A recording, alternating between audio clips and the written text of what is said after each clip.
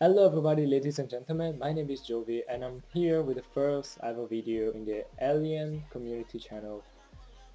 So, first thing first, before I'm getting in the tutorial of today, Alien community is a GFX community, a designing community, call it however you like it. And basically what we're gonna do in this channel is we're gonna upload speed arts, tutorials, packs like GFX packs, AVA packs, all this kind of stuff, and for you guys to download them and maybe to learn how to use Photoshop and Cinema4D. If you want to learn something new, you can just watch our tutorials and I will try to be as clear as possible. But of course I can't run a community alone, so I will be with Virus, which is a friend of mine. He's very good, he taught me everything I know about Photoshop and Cinema4D and he's gonna make this with me as well. So let's get in the tutorial for today.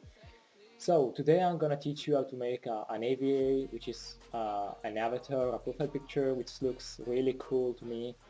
And it's pretty simple, but you have to make it, how can I say, you have to make it good. Like you have to be precise and just do good in every single detail if you want to make it look good. So first thing first, you go on Photoshop and you open your logo, like in my case the alien logo. You select it by pressing Ctrl and clicking on the image of the layer, and then just choose a selection tool, for example the rectangular selection tool, the lasso tool, or anyone you like. Press the right mouse button and then go to Make Work Path, Tolerance. Depends on the logo. If it's very curvy or like not precise angles lines, for example let's say 37 degrees or something, put a high tolerance around 1. If not, you can just put 0.5. That's gonna be fine as well. I usually use 0.9 because it's in the middle, let's say between those two types. You press OK and what you can see now is it drew the outside of the logo, and now you have to do File, Export, Paths to Illustrator, save it as a work path, okay, and save it anywhere you like it. I'm not gonna save it because I already have it saved, and yeah, this is the first part of with Photoshop. Now let's move to Cinema4D. Okay, so here we're back in Cinema4D. And I already moved the logo to my Lightroom, and what you want to do now once you have your logo in Cinema4D is you want to select the logo, all the fold, go right here, extrude NURBS, and it's going to make it 3D. So now as you can see it's not so deep, so you're going to go to extrude NURBS, object, and you're going to increase the depth of it as much as you like it. And be sure with the camera to check how deep it is, if it looks good or not. And once you've done it, once you think the depth is fine, just grab the rotate tool, which is this one, and just find a nice angle you like this one doesn't look too bad. Maybe try to correct it, like so. And in my case I want a little bit deeper. Okay, now that you've done it, you go in your camera and you zoom a little bit more. Now before rendering it, we need to apply colors to it, so you create a new material. I suggest you to create a dark green material for the logo, like this one, okay. Once you've done it, you need to do two things.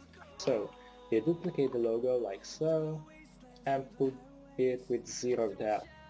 What it's gonna make is the logo won't have any depth, it's gonna be just the face of the logo, if you can say that, I'm not sure, but still.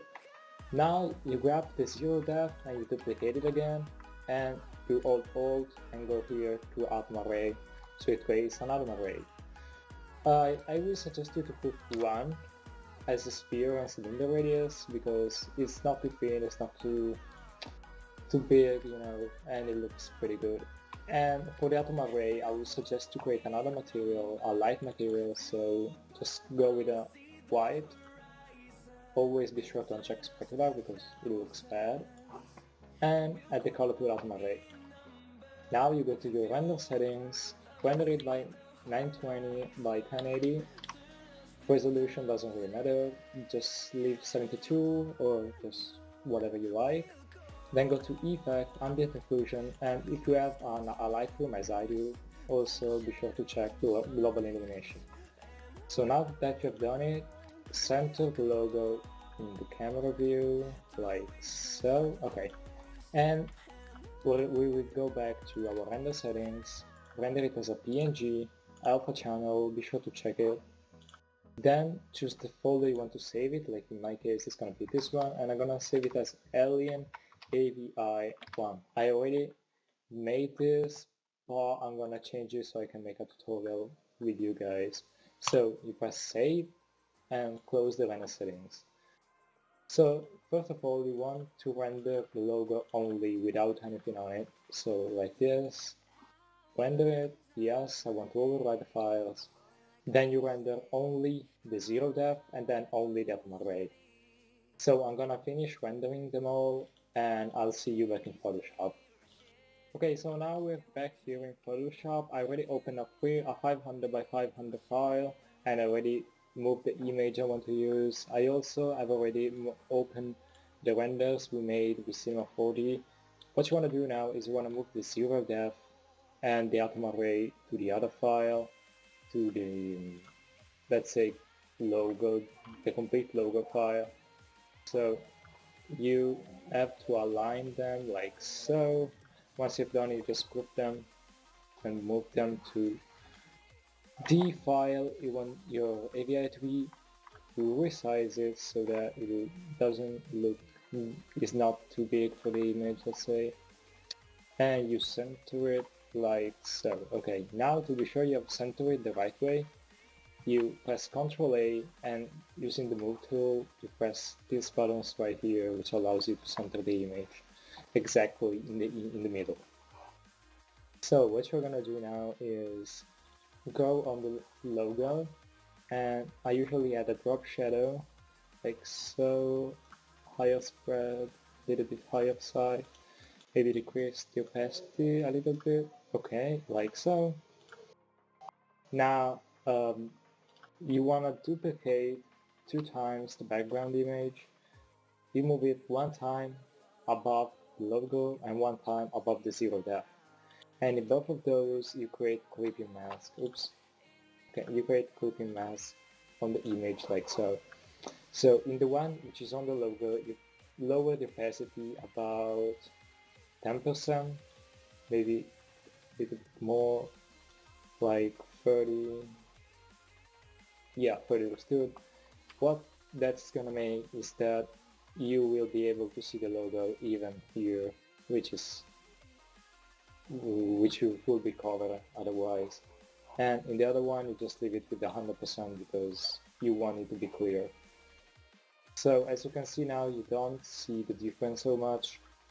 So you want to create a solid color, put it with black, move it above the background but below the logo, put the opacity about 50% so that it's darker. You can just adjust the opacity if needed. Then also here in the logo, also add an outer glow. Again, you just lower the opacity really low. You just don't want it to be that dark. Okay, like so, this looks good. Now, always here, you go on gradient overlay, you go on overlay, and you decrease the opacity like so, like 80, around 80, so you can see like this sort of shade thing. Then I will suggest you to add a new layer, always clip to the logo, and with a black brush tool, just paint black here to create a bigger shade and a more noticeable shade like this, and then you just lower the opacity like this. You know what, in this case, yeah, this is way too high. So go like 15. Yeah, okay, like 15 looks good. Now you wanna add some new text to this, for example, a pattern. I usually use this kind of pattern, which is lines all over the image. I don't know if you can see them from the recording. Okay, and now you have pretty much done it. I will suggest you also to add some setting and turn it to white, and maybe put overlay as a blending option. Blending mode. Okay, and now you can see it looks better. You can see the contrast between the logo and the background. So one more thing. Now if you want, you can add like a text with your name right here. You will need to resize the logo and add a text. But in this case, since I don't want a text, I will not do that. Now, last two things. If you want to change the color, grab a hue saturation and change the color right now. So I'm gonna make it red, for example. And I think this red actually looks fine.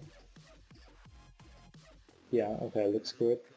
Or instead of using the hue saturation, you can actually grab a solid color, pick any color you like, and then just move it to hue blending option. And this will allow you to get more colors than the ones you can use only by changing the hue saturation. So if you do like this, for example, you can get many more colors than what you can without. And yeah, so you just have to decide if you want a more red or a less red. Like in this case, this one looks better with both of them, so I'm gonna hit both. Now your AVI is finished, but if you want to make it look better, which is what I want when I make an image, I duplicate the image and I use a plugin called Magic Bullet. Magic Bullet is a plugin that allows you to create CCs which you can't make with Photoshop, like adding lens distortion and that kind of stuff.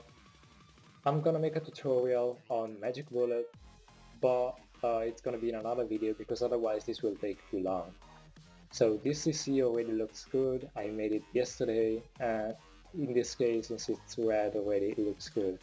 So you press finish and your AVI is completed. Just leave it load and here it goes. As you can see, I did an RGB split, lens distortion sort of thing, diffusion and all that kind of stuff. But you can just mess with Magic Bullet and you will get the result you prefer. So guys, this was my tutorial. I hope you enjoyed it, and if you have any requests about what topics you want me to cover or virus to cover, just leave a comment down below, and we'll be happy to answer you and to help you with the tutorial. So if you like this video, subscribe, share this video. That will help us growing, and I will see you to the next video. Bye.